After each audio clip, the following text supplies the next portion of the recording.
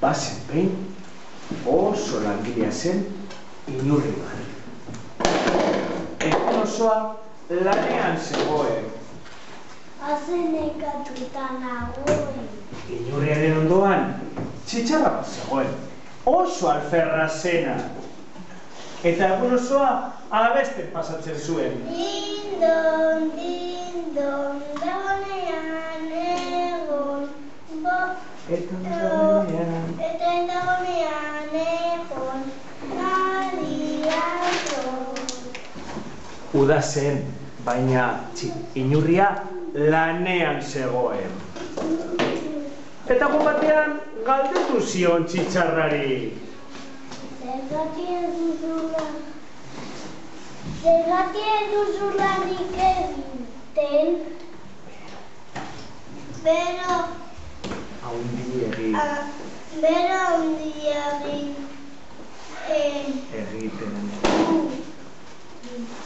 Orduan, Inurria jarraitzu zuen lanean. Udazkena zen. Eta Inurria berriro galdetu zion txitxarrari. Zergatik ez duzu lanik egiten? Beranduago egingo dira. Orduan, negua heldu zen eta Inurria bere etxera joan zen. Eta hor esan zuen.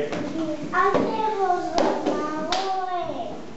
Etxera. Egun batean, Inurriaren atean norbaite jo zuen.